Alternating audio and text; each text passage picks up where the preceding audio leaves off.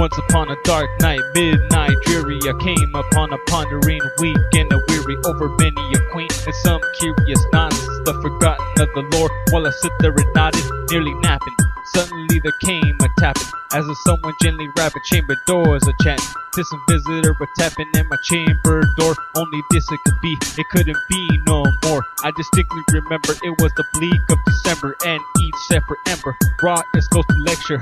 Eagerly I wished tomorrow, vainly I sought to borrow from the chosen books of my frozen sorrow. It was a sorrow for the lost radiant Lenore, for the rare maiden who the angels named Lenore, and the silken satin certain, rustling a purple curtain, filling me fantastic tears of closed burden. Now it's still the beating of my heart is still repeating to some visitor retreating, chamber door to known seating, some late visitor retreating, entrance at my door, that is it. It simply couldn't be no more. My soul grew stronger, hesitate no longer. Sir or madam, truly your forgiveness I honor, but the fact I wasn't napping, gently came a rapping and faintly came a tapping, chamber doors a chanting, that I scared for sure I heard you open wide the door. Darkness in the mist, nothing less, nothing more. Deep into the darkness, peering long I stood there, fearing, dreaming dreams no mortals would dare. But the silence wasn't broken, and the stillness gave no token, and the only words spoken were the whispers of poets. Lenore is what I whispered, and an echo murmured word. Merely only this and nothing more was heard. Back into my chamber turning, all my soul within me burning. Soon again I heard a tapping louder than the current. Surely has to be something in my window lattice. Let me see what this thread is, mysteries of magic. Let my heart be still a moment, mystery explored. Tis the wind be a rapping and chanting and nothing more. Open here I flung the shutter, many flint there came a flutter. In stepped the saintly reign of a saintly utter.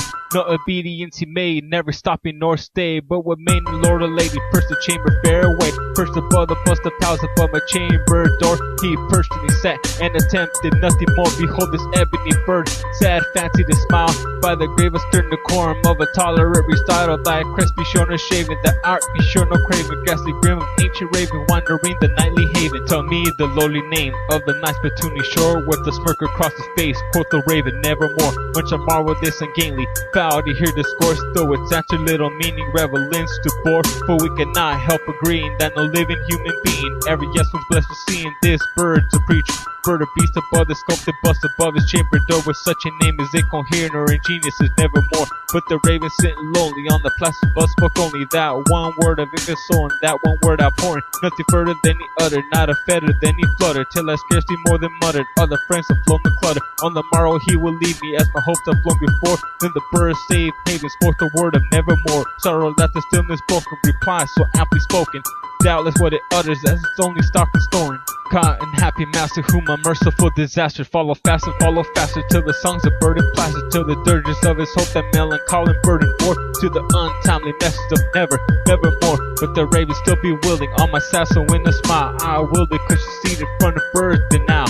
Then upon the velvet sinking, I betook myself a linking, fancy into fancy thinking what this bird is thinking. What a grim, ungainly, ghastly, ominous bird of yore, met in the croaking and provoking of nevermore. Thus I sat and gazed and guessing, but no syllable expressing to the foul whose fiery eyes burning to my bosom pressing. This and more I sat divining, with my head at ease reclining on the cushion's velvet lining. The lamplight be a shining, whose velvet lining with the lamplight oh were.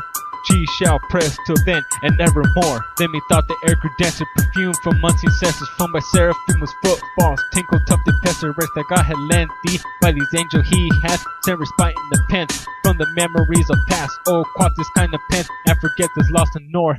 Still silence broken, quoth the raven nevermore.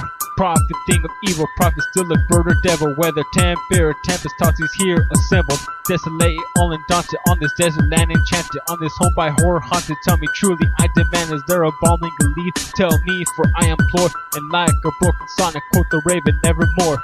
Prophet, thing of evil, prophet still a bird or devil, by the heaven that bends above us, by these God we both endeavor. Tell this soul of sorrow laden, if within this distant Aden, it shall clasp a saint and maiden, whom the angels paved this haven, clasp a rare and radiant maiden, who the angels named the north, and like a broken sonnet, quoth the raven nevermore. Be that word a sign of parting, murder free, and I shriek up starting. Get thee back into the tempest and the night's gratuity shore. Leave no black plume as token of the lie that soul has spoken. Leave my loneliness unbroken. Quit the bust above this potion. Take that beat from out my heart and take that form from off my door. And like a broken sonic, quote the raven nevermore. And the raven never flits, still is sitting on the pallet, bust a palace just above my chambers fitting. And his eyes have all the seeming of a demon that is dreaming. And the light overstreaming throws his shadow up full ceiling. And my soul from out the shadow, the lies floating the floor without a hope shall be lifted, never, nevermore.